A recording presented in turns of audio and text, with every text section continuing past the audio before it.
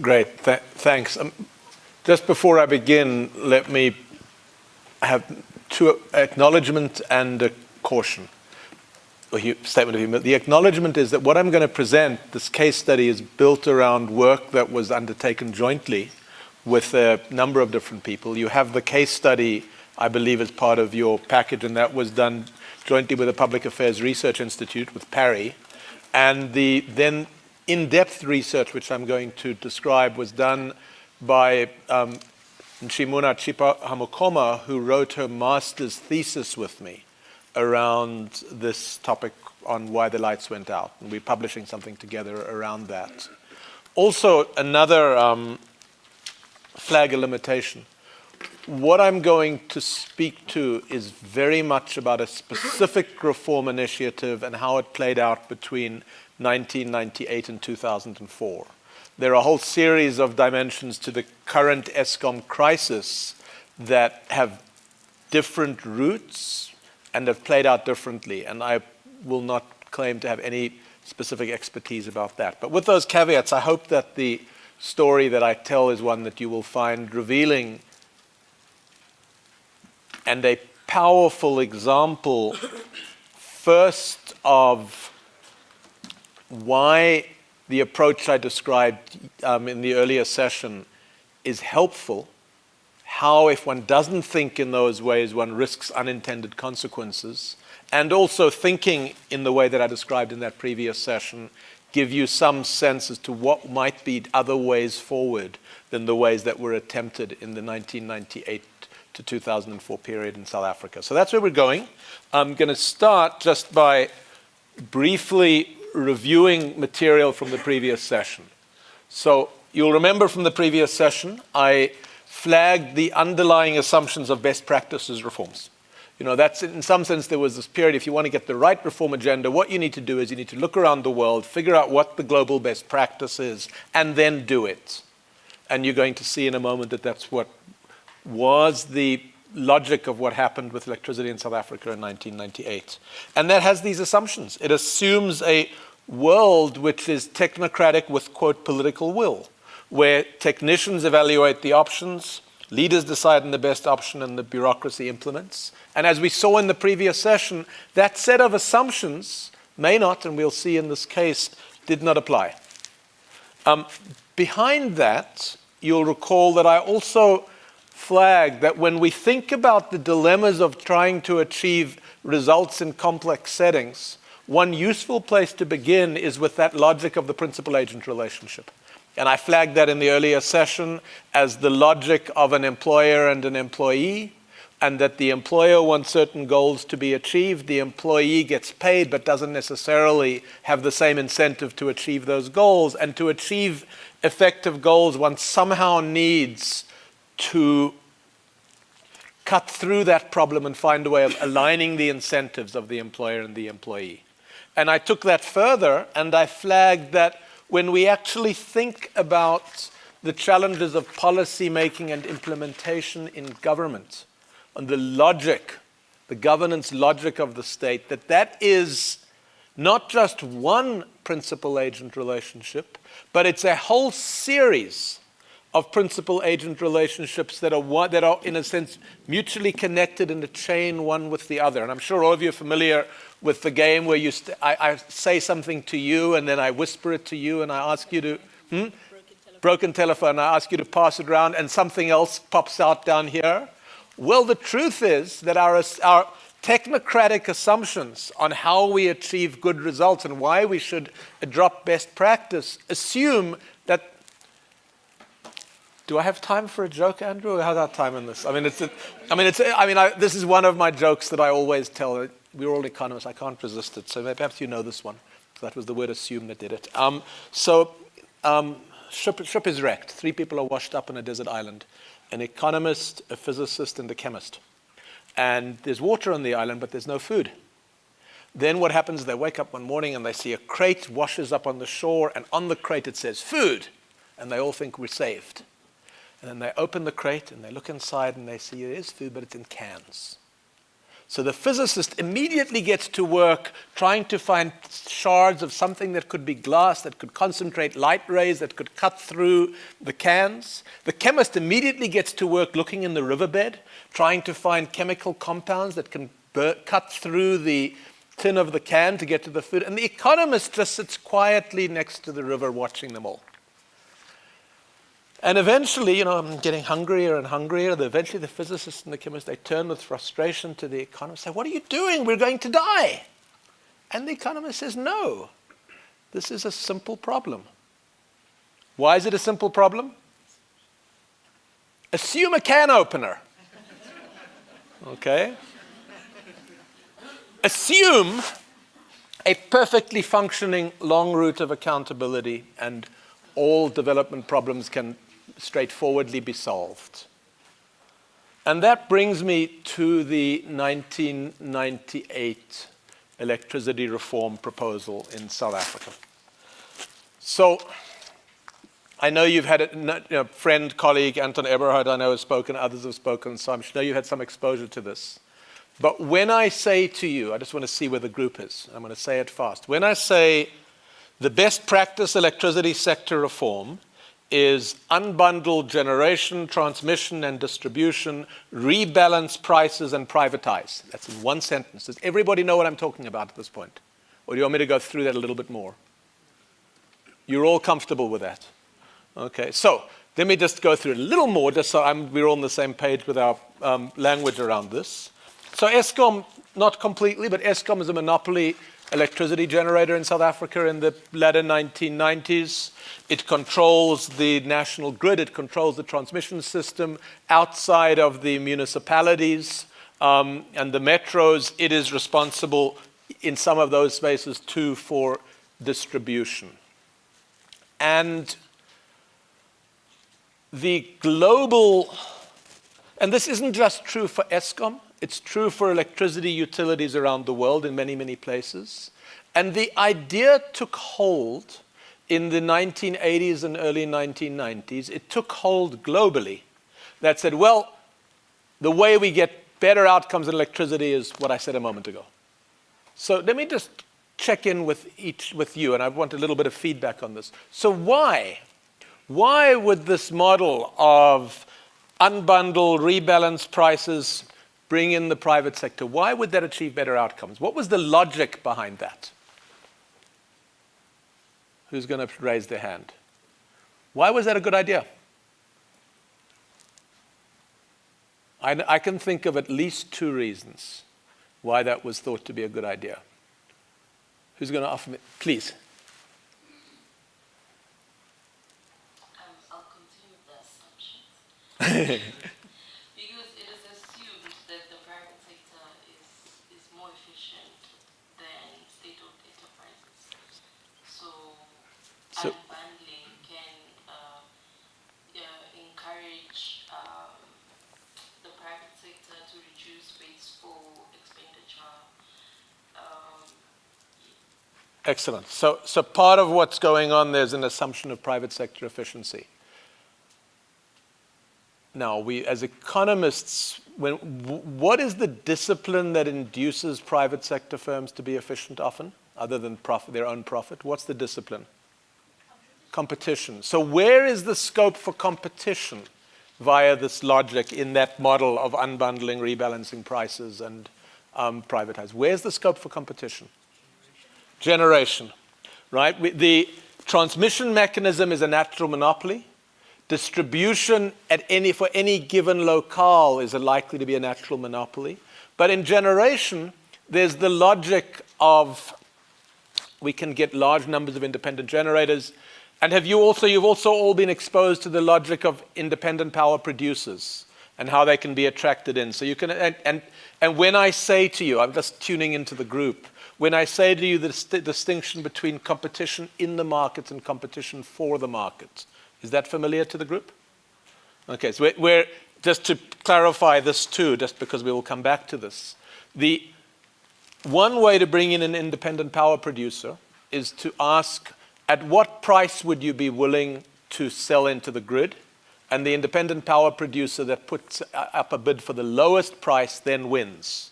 And that's competition for the market, and there's a long-term contract associated with that price for, say, 20 or 30 years. The other option is to say we will create a just-in-time market, and you can sell into the grid in a more competitive way. But in both of these cases, the notion was of competition. There was also another feature of that period that made this notion of saying, let's go with this new structure a fantastic idea. If you need new generation capacity and you're going through this new, well, if you need new generation capacity and it's going to be built by ESCOM, how does it get paid for? How does ESCOM pay? Long-term, longer time horizon investments that, the 20 to 30 years for break-even.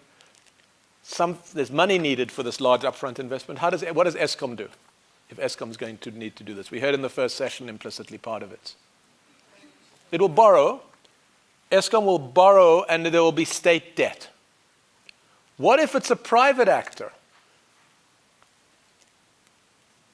The private sector borrows, and subject to some regulatory features, the private sector takes the risk. So one of the other seemingly very attractive features of this model in the latter 1990s is national treasury and the fiscus and state enterprises don't have to worry about meeting the investment costs of new investment in generation because the private sector will raise those funds. It will be done through the market. So this model in 1998, it's following global trends. I was working somewhat in this sector at the time. I was not in South Africa during this period. I was seeing the global patterns, and I was quite struck at the time at the boldness of the South African reform. There was another two other features to this reform. I'll leave that for a moment. There was another feature of this reform, though. It's not often that a report makes a prediction about something that could happen 10 years from now, and the prediction is accurate. But the report, the white paper that laid out this reform agenda, also said what is quoted there. It said, if there is no new investment soon, and the time horizon is a few years, 4 or 5 years if one's doing well, if there's no new investment soon, South Africa is no longer going to have surplus capacity in electricity generation, and as a result, the lights will run out. So in other words, this is all happening, and in a way, everything I say from now on, I want you to listen to what I'm saying, and in the background, I want you to hear tick, tock, tick, tock. There is a point by which new investment needs to be made, or else the lights will go out. But we have time because it's only 1998. And this is on the table, and we have an implicit model of how the world works, and there's a white paper, and it's been proposed, and it's been approved by cabinet, and so therefore we've gone through the first part of that long route, and so from there on, everything's going to be fine. What could possibly go wrong? Okay, this chain of, what did you call it? Broken telephone. What could possibly happen in this environment? Well, what I want to do to diagnose what actually happened is I want to shift frames. If you remember the session that I did earlier, you'll remember in that session, I flagged the fact that in most countries, most of the time, the logic that says that this is how the world works, that long route of accountability that I described, that logic doesn't hold.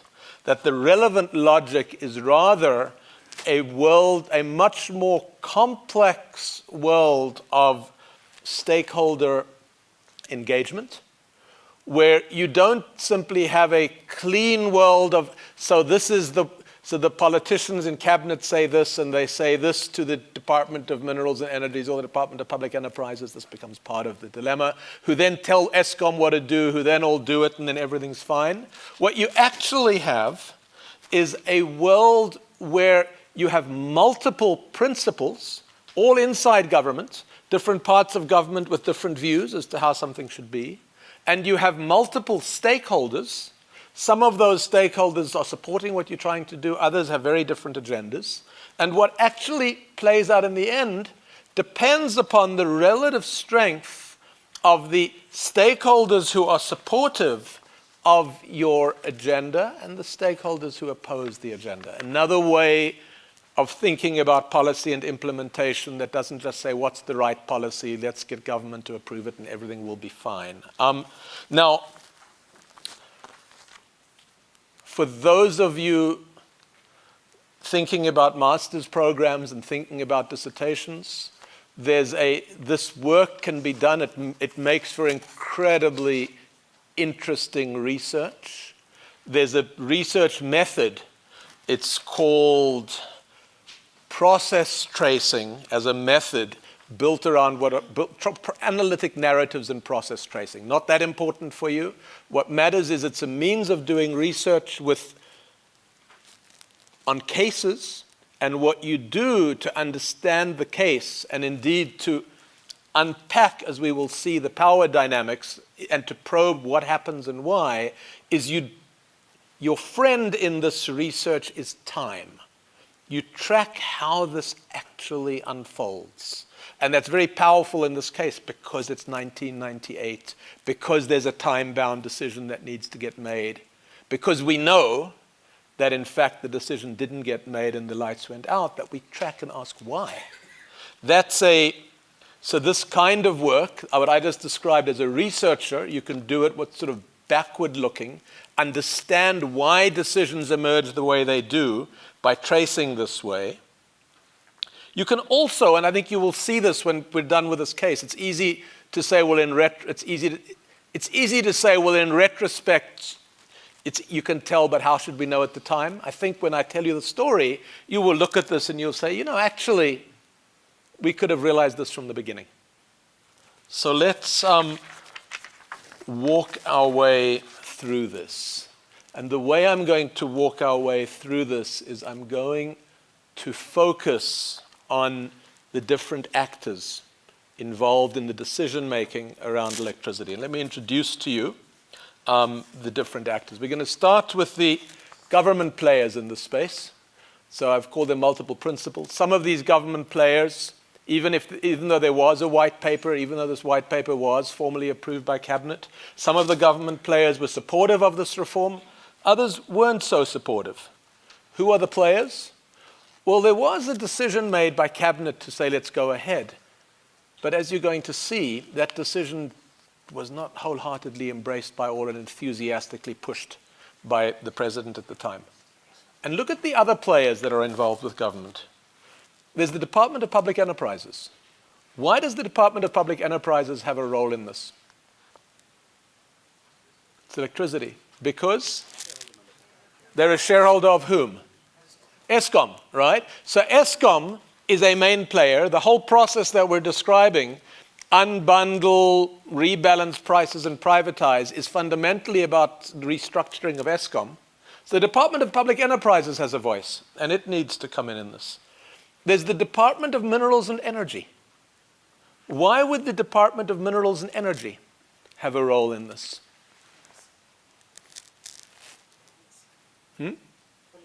Policy. Which policies? Energy policy. Anyone been noticing? I'm not sure the current. When I say IRP, who's familiar? IRP, Integrated Resource Plan. The IRP has been a very hotly contested document in the last half dozen years. Anybody know why? The N word. What's the N word? Nuclear. The question is, how much new capacity is needed? What feedstock should be used for that capacity? Should it be coal? Should it be nuclear? Should it be solar? Should it be wind? Or should it be natural gas? And also, where Eskom is an operating company, if new actors are going to come into that system, who's going to manage, for example, if it's an IPP process, who will manage that bid process in principle? It's the ministry.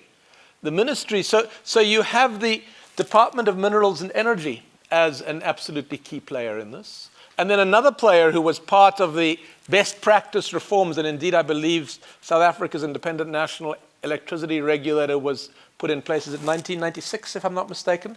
Looking at some of the other older guys in the room. I might be the oldest of those, but so if it's so a national energy regulator is created, and the national energy regulator has to approve all licensing contracts. The national energy regulator has to decide on the framework for how the market's going to function, has to make decisions, regulatory decisions on prices. So we have, when we begin, notice how we've gone from some smooth version of the technocrats decide and the technocrats ask the politicians what they should do, the politicians tell them and the bureaucracy implements. We've already seen, what does that mean? Well, here we've got at least 3 distinct set of actors who have line responsibility and thus are principals.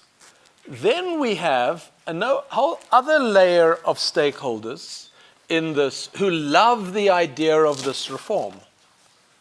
Who are they? So we have, there was a political imperative. This doesn't have a, does it have a, doesn't, there's a political imperative. Eskom was in some ways one of the crown jewels of the apartheid state. And in democracy, you say we need to tame this organization. And one of the political benefits of the reform is it tames Eskom. So there's some elements who say we need to control Eskom that are driving this. There are technical advisors who are, this South Africa is coming out of a period of isolation. It's wonderful to suddenly say we can actually join the world and we can adopt global best practice. I hope from my session earlier, all of you, when you hear that word best practice, you know there's trouble ahead. Okay, we can adopt global best practice in electricity reform or global best practice in new public management, performance management, which was another one, a whole series of these. So all these technical advisors are really enthused because it's great to be doing global best practice. There also are a set of global companies that are involved in electricity investments around the world, and they see tremendous business opportunity opening up if you restructure the sector. So they're supportive of all of this. And then there's also enthusiasm because with the unbundling and the privatization and with new actors, great new BE opportunities emerge. So there are a whole series of actors who like this idea. How powerful they are or not, we will see in a moment. There also are a whole series of actors who are not necessarily so enthusiastic about all of this. First, Eskom management. Eskom management play a very interesting role in all of this. We'll go through some of the detail in a moment. But Eskom management said, well, of course, you are the minister in the Department of Public Enterprises. You've sent a signal down through the board. Of course we will do this. We are simply agents of the principle. But then you say, wait, so what we're now going to do is we are this powerful company with a huge amount of de facto financial autonomy and a huge amount of power, and you're asking us to effectively commit suicide. Are we really so supportive of this? So maybe our role's going to be mixed as Eskom in relation to this. Then you've got COSATU and the SACP, and they say, did you hear we had the N word? What's the P word? Privatize. This is privatization. Over our dead bodies will you privatize, or at least over our cadres in the streets who will block entry to wherever if you go down these different kinds of paths. And then, I've done some parallel work on electricity. It was in Zambia and elsewhere. So the story I'm going to say now, I'm going to link there rather than to here, but I'm sure there are versions. In the case of Zambia, when you looked at what were the powerful positions in government, obviously, you're the president, obviously the Minister of Finance is powerful, but the CEO of the Zamco, I think it is, the Zambian power company, is one of the 2 or 3 most powerful positions in government. The reason is that control over that entity, its budget is well in excess of a Department of Health, and it's not under the same budgetary strictures in terms of how it gets controlled. It's a huge and critically important source of discretionary funding for political purposes. including, not irrelevantly, in part of this story as it unfolds, but let's raise this in questions if it comes up, including very, very large procurement contracts. The biggest contracts of all. A small percentage of a large procurement contract is enough to fund a political campaign. And when you invite the private sector to take over responsibility, you're letting go of a whole series of controls. So what we have then is we have a mapping of an environment in which this 1998, let's embrace this, lands with much more stakeholder complexity than, well, I won't say than meets the surface, because you could have written all of this down straightforwardly and seen it all in 1998. But we don't just raise your hand if you're an economist, honors or above. Just raise your hand if you're an economist. Training. Why are there so few hands? There are more economists in this room, no? Okay, anyway.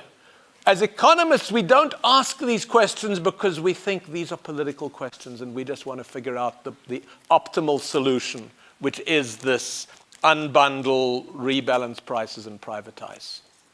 One more context-setting element of this, which I'll come back to, is what about the prices? So South Africa, Eskom won awards in the 1990s, possibly even the 2000s, as one of the world's most efficient electricity companies. The price of electricity in South Africa, I'm going to use US dollars just because that's the global comparison, was about 3 cents a kilowatt hour.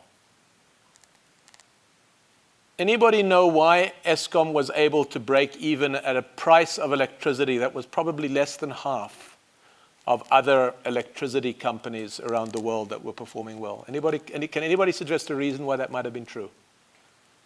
Please. Please correct me if I'm wrong. I think during the 1970s there was a significant increase in tariffs, so that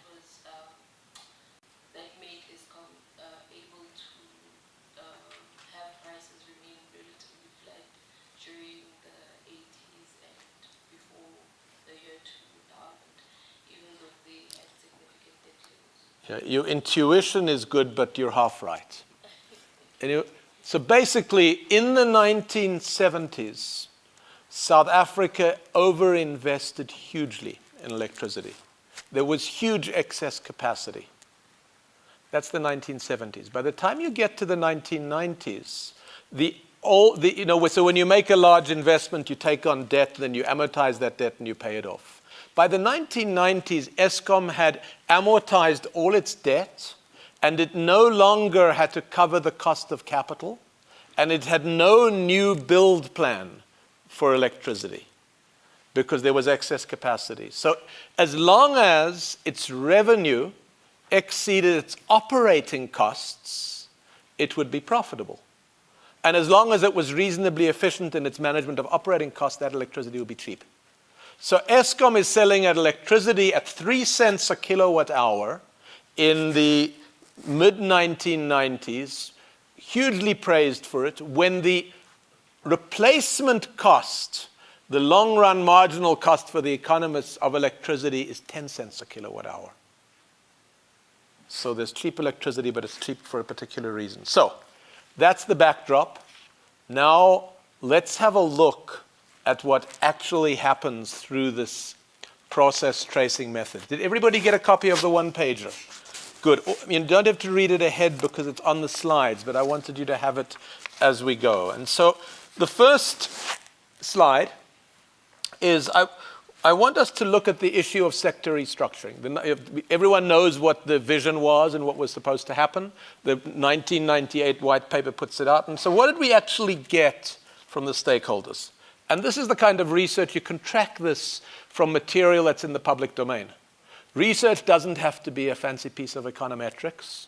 Research can be reading the business media, reading the specialist sectoral media, pulling out the details from those. And that's what this research does. So here are some quotes for you. By the way, if you want to find the details and the sources, Chipo Hamukoma's dissertation is available online as an all-UCT dissertation. So COSATU.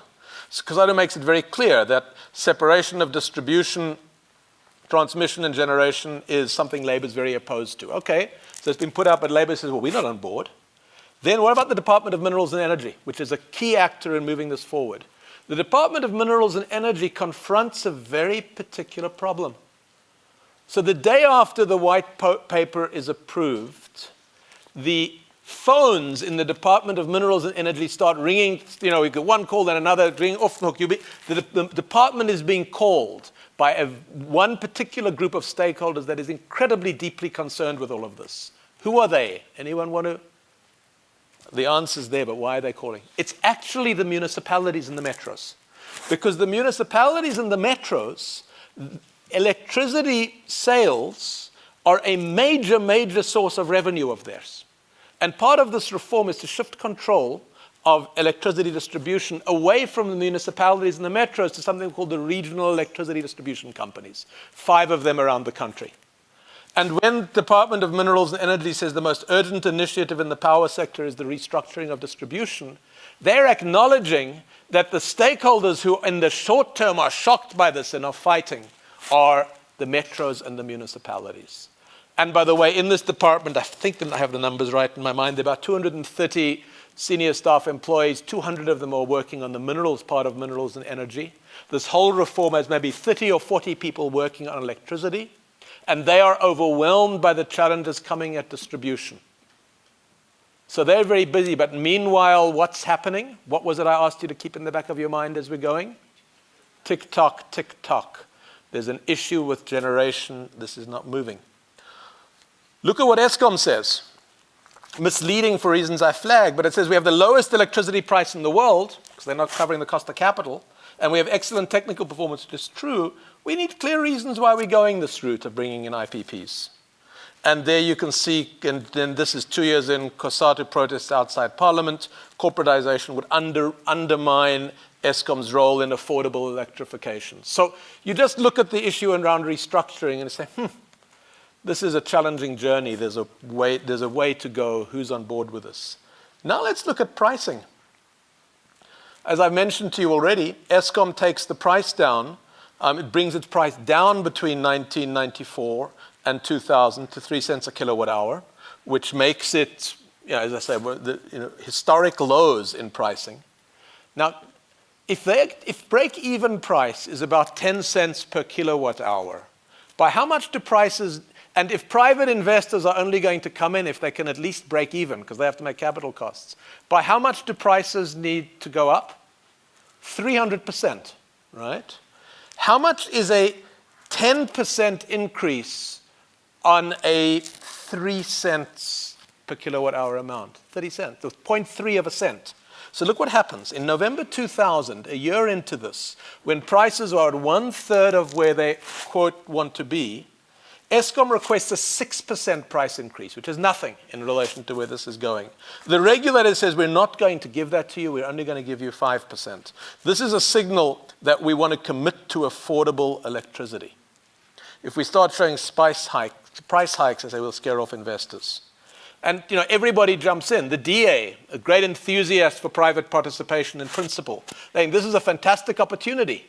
We can win some political points by saying that the price might go up from 3 cents per kilowatt hour to 3.5 cents a kilowatt hour, when the policy needs 10 cents a kilowatt hour. So this is what the DA has to say around this. Even the private sector, not the IPP, but even the private sector, supposedly enthusiasts for this great new move towards private markets, even they come in and say regulators should have done more research before authorizing increases. Same thing happens in 2003. Eskom applies for an 8.5% price increase, still nowhere near 3.5 cents a kilowatt hour, certainly not 10. The electricity regulator approves 2.5. We don't agree, it says, with the principle that says you need to increase electricity prices to accumulate monies for future investments. How are these investments going to get paid for? Not there. They're all saying so price setting, there is a astounding disconnect 5 years into this process still in terms of providing the price platform in order to deliver on the intended policy. Now, the next one is striking. It's around not just the pricing, but the market model. Remember the comment I made earlier about competition for the market versus competition in the market?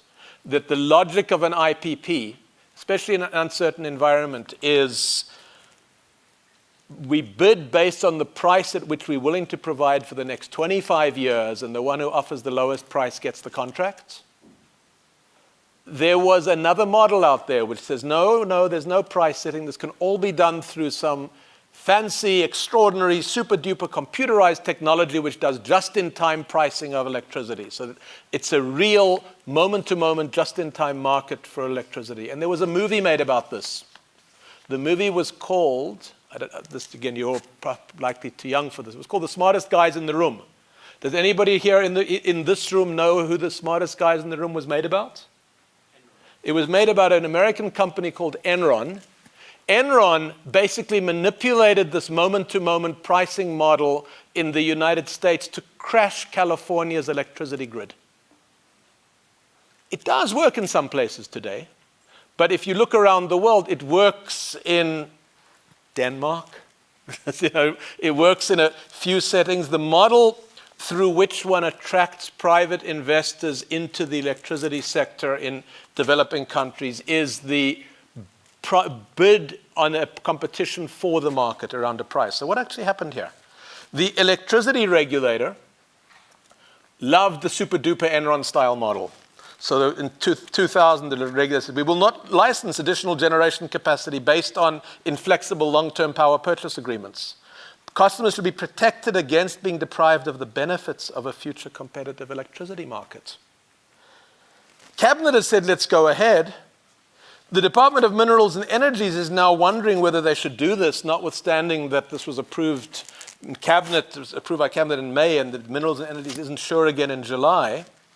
And then a quote, which I think is a jaw-dropping quote, is the one on the bottom of that slide.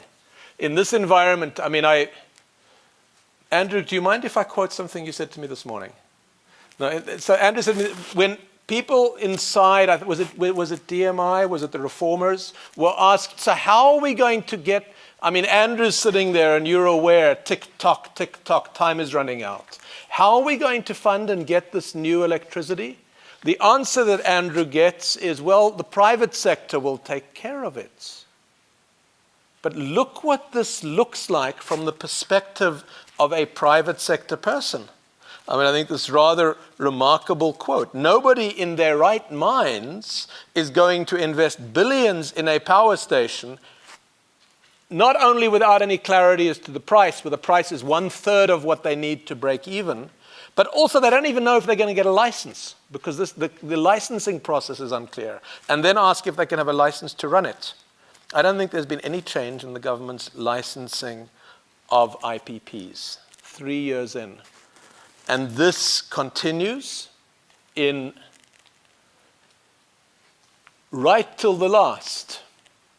In November, the end of 2002, there's 4 years into the process, with the 2008 deadline looming. They create a group to create, what's that language? A detailed functional description, transitional plan, and governance arrangements for the proposed multi-market model. How's this market going to work? Well, we'll create a committee 4 years in. In February 2004, the DME issues an RFP for advisors to assist with the bidding process. That's 6 years in. 6 years in, Thabo Mbeki announces that the tender will be launched in December 2004. But in October 2004, the Minister of Public Enterprises, Alec Owen, says, no, we are abandoning our pathway of unbundle, rebalance prices, and privatize. We will authorize Eskom to go ahead with the Medupi and the Kusile investments in power. Those have been delayed. But when you look across the world at large-scale infrastructure projects, they are always delayed. They are always going to be slower than the optimistic projections. They are always going to take 8 to 10 years. So in other words, to sum up what the research and the data show us through process tracing, by the time the decision was made, after 6 lost years, by the time the decision was made to go ahead with investment in Medupi and Kusile and new electricity generation, the fact that the lights would go out in 2008 was now certain. So I don't love the exercise of assigning blame, but if you were to ask where would you assign the blame for those 6 lost years? Where would you locate? Where was the problem? You're terrific, but I'm going to see if I can get someone else to come in too. Where was the problem if I look down this corner of the room? Any takers? Any takers? Any takers? Someone! Doesn't matter if you guess it, if you say it wrong. When you listen, think about that story. I've just told you a story about something that manifested over 6 years, where a decision was needed, 6 years passed, and then said, okay, that didn't go anywhere. So where would you locate the problem? Was that almost a hand back there? I'm an enthusiastic teacher. No, it wasn't. There was, not me. There's a hand, please. I think there was actually a lot of different stakeholders that had added to the problem. But I think the worst of it was the avoidance of price increases. So you Different through all the different sectors. okay, so it was the regulator. And it was the private sector. I would And say, the politicians, okay. yeah. Okay, some more? Where was the problem? Please. Hello, my name is Levy from Levy.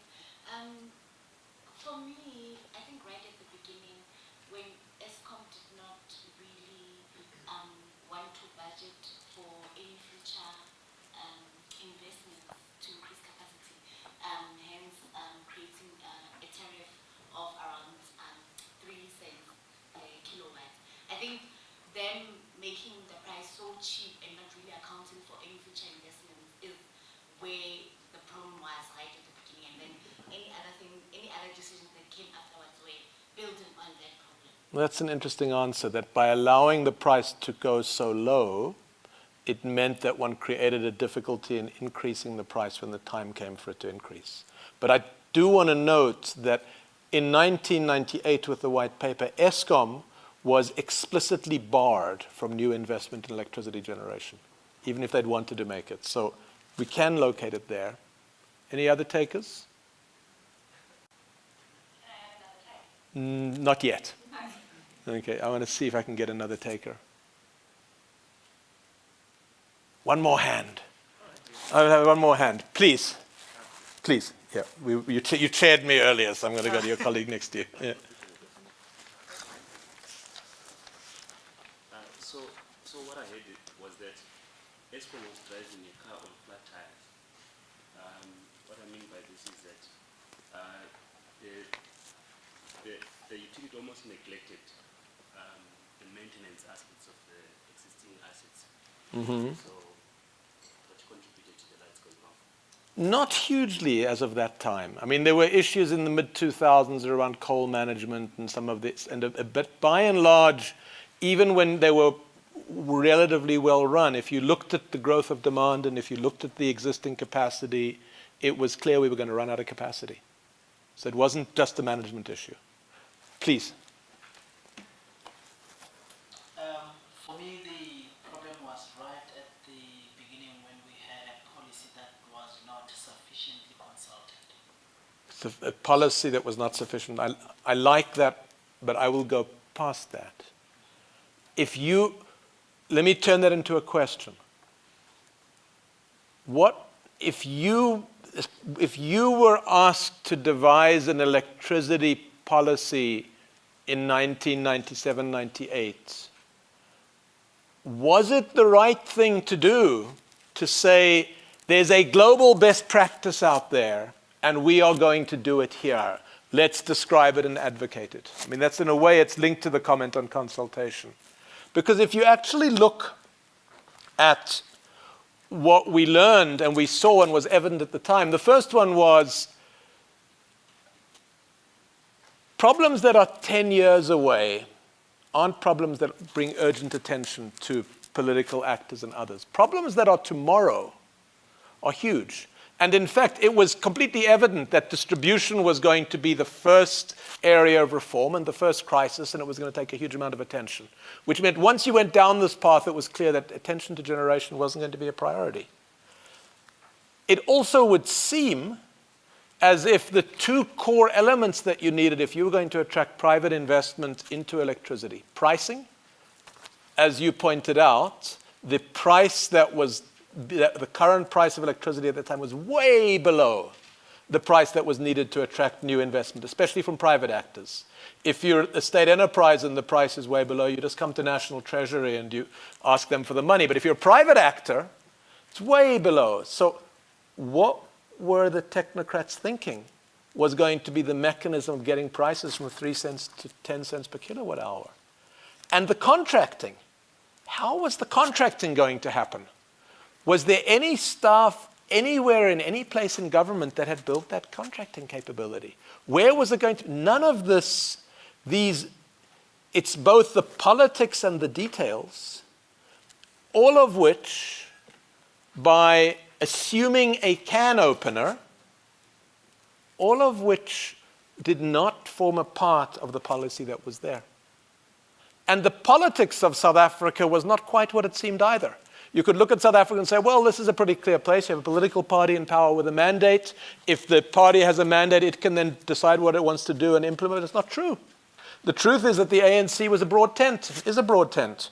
You have the alliance, ANC, COSATU, SACP, with inside the ANC, as we know, you've got multiple contending aspirant elites. You've got a discourse which is playing out with you're either pro-business or you're pro-poor, and you get the business sector which says you should be pro-business as long as our electricity prices don't go up.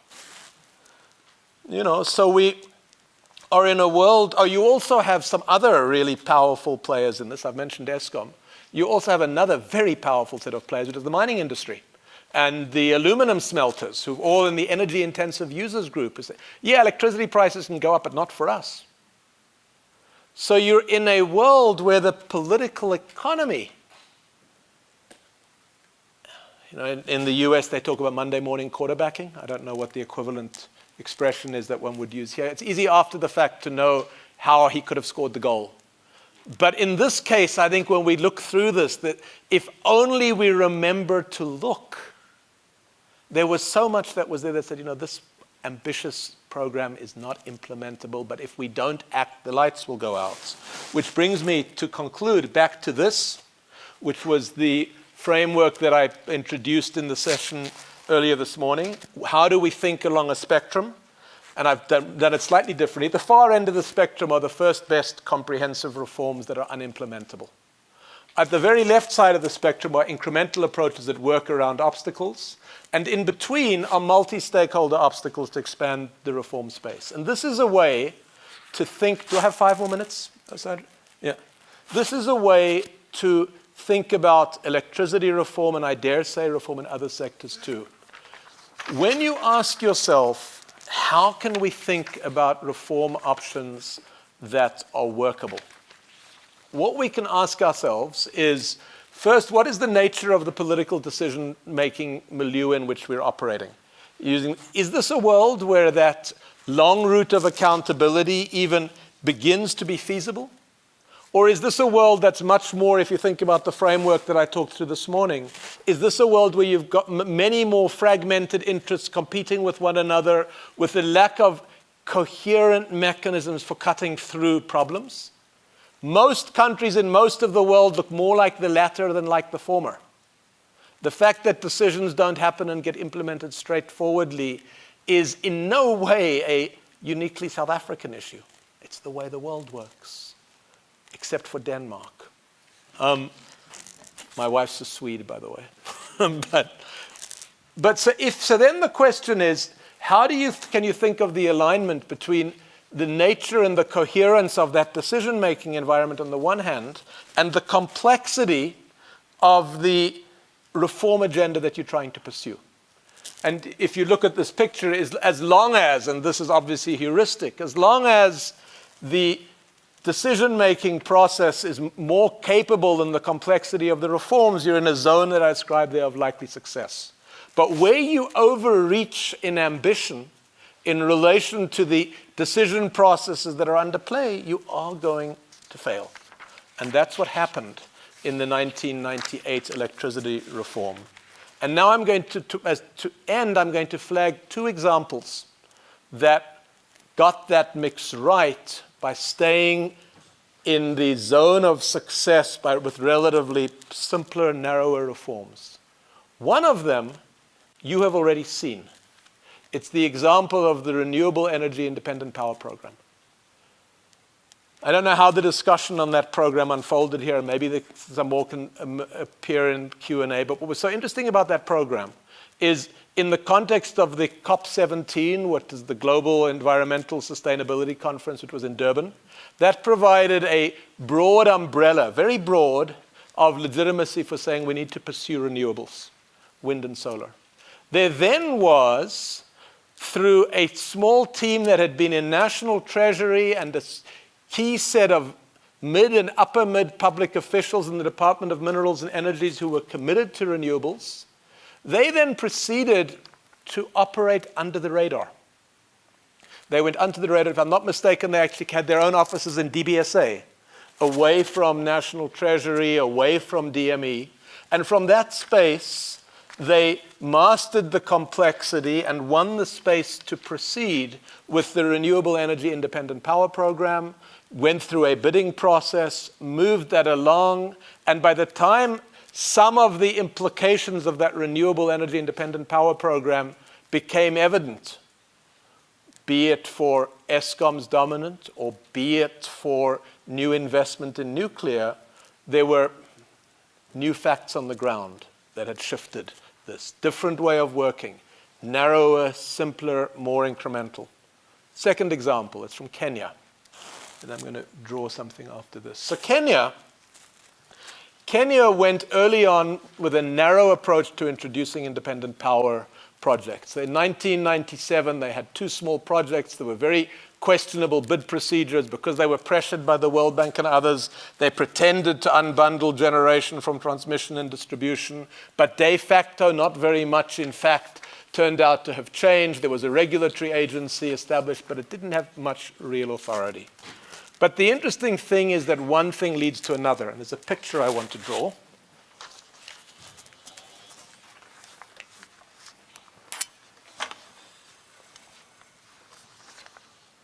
And it looks like this.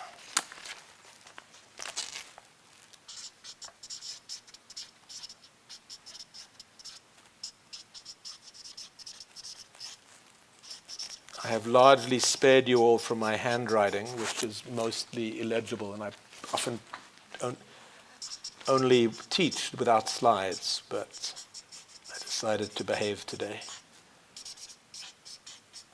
This is what happened in Kenya, and this is actually a process of change that we see in many different settings as a ways of going forward. It begins, in the Kenyan case, so there was this initial action taken. It was very messy. But as a result, some of the actors in the system, a couple of key actors, they invested in internal capability. As they built internal capability, their reputations got stronger. They were able also, they invested in building external alliances. By having stronger external alliances, they won more support for a broader mandate. And through this cumulative process of building internal capability and strengthening external alliances, the Kenyan electricity system went from an incredibly narrow reform agenda, which looked very messy and half-hearted, to a very successful, far-reaching process of transformation in the system. Not by, let's think big and do it all based on best practice, by operating incrementally and cumulatively, leveraging the space that was there to achieve progressive gains. And so I will end with a slide that I ended with earlier, which is the choice, and that we confront as practitioners trying to work in this policy space. And it's the choice of, do we want to be technically right in this very narrow best practice sense at the expense of, in this case, certainly not seeing implementation, but even worse in this case, the unintended consequence of creating a crisis of electricity supply 10 years later? Or are we willing to engage in this much messier way, build stakeholder coalitions, adapt our policies away from our best practice view, achieve half full glasses, be exposed, as I'm sure that some of the people who pursued the renewable energy independent power program were exposed, be exposed to the criticism of, do you have a mandate for your doing? Are you overstepping your bounds? But if you want to achieve something, you act, and to actually get something done. And that's the application to the electricity sector of the more general framework this morning. Thank you.